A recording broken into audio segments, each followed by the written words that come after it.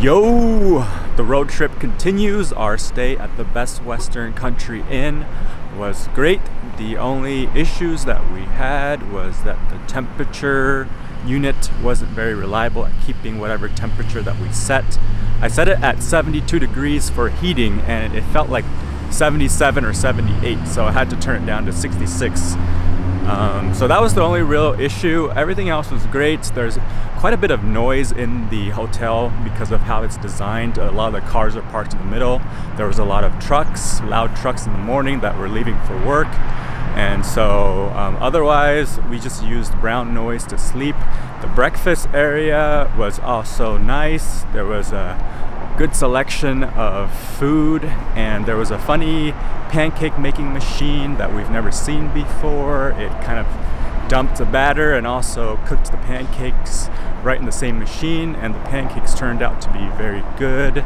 So we're very satisfied with the breakfast as well. However, the hotel was very expensive. It's about $277 after taxes and everything per night, which is ridiculous for like a 2-star hotel, so make it what you will. And next we are going to be heading to Fern Canyon, which is a place that a lot of people have been recommending to us to go hike in. We're now on the trail to Fern Canyon. It's a beautiful trail with a lot of different vegetation, so we'll see what we find. But on the way here, the drive here is a very beautiful drive. It's almost like a dream-like forest land that you drive through. And the drive is a very slow drive, and as of 2022, there's a permit that is required, and you need to apply for the permit in advance online.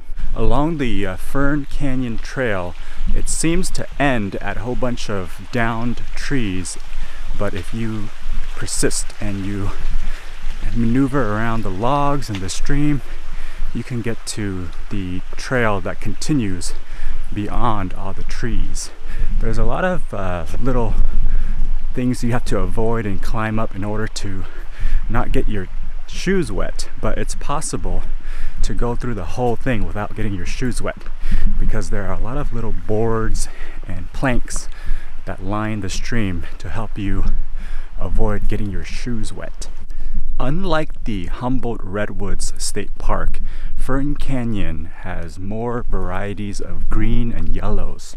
So when you're walking on the trail, it's very beautiful to witness all the shades of green that you come across. We're now on the Clintonia Trail, which is a trail that connects with the Fern Canyon Trail.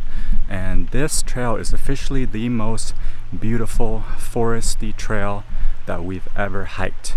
The gentle sounds of the stream below, along with the sunlight filtering through the trees and the different greenery and the roots on the trail itself, make this trail just one of the best trails that we've ever hiked.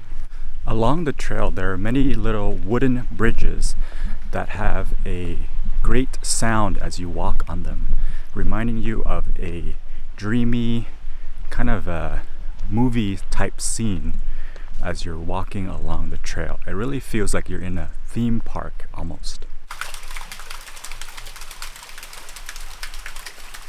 This concludes our time here at the Fern Canyon Trail. Next, we're going to be heading to Christina's for some Mexican food.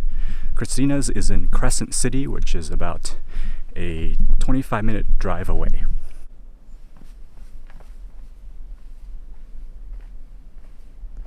Following our fantastic adventure at Fern Canyon, we had lunch at Christina's. Christina's is a Mexican restaurant in Crescent City, California. This is our last city that we're visiting in California before we head to Brookings, Oregon. Christina's is a great restaurant. We got the carne asada plate along with 2 chicken quesadillas, and also we got a pork taco. All the dishes were amazing. It was probably one of the best Mexican meals I've ever had in my life. We're now in the Jedediah Smith Redwoods State Park, and this is the Grove of the Titans Trail. To get to this trail, you have to drive up a one-lane dirt paved road, and it takes quite some time to get here because you have to drive maybe like 15 miles an hour. The Grove of the Titans Trail is very similar to the Clintonia Trail that we were just on in Fern Canyon, but this one doesn't require a permit, so there's definitely more people here.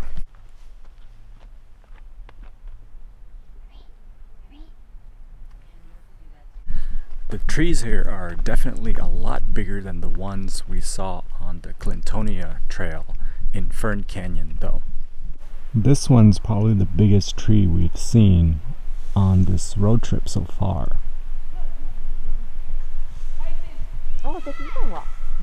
Grove of the Titans is turning out to be a highly recommended trail. One of the parts of the trail, you're walking through a tunnel right next to one of the Titans, and that part alone is probably worth the whole trail. The drive here may be a strenuous and time-consuming drive, but it's worth the trip. The Grove of the Titans is definitely a must-visit for all of the different varieties of vegetation you see, and the huge trees, and also the just the variation in the terrain that you'll encounter. There's a really good vibe when you meet people on the trail in these redwoods. Everybody's very friendly, we all greet each other, and it feels great. And that concludes our time in the Grove of the Titans. Now we're going to be heading to Brookings for our motel in Oregon.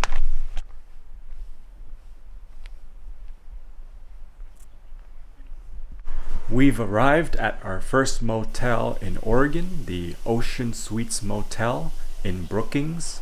It's right next to the ocean, and it's a suite. So it includes a kitchen, a living room, and a bedroom with a queen-sized bed.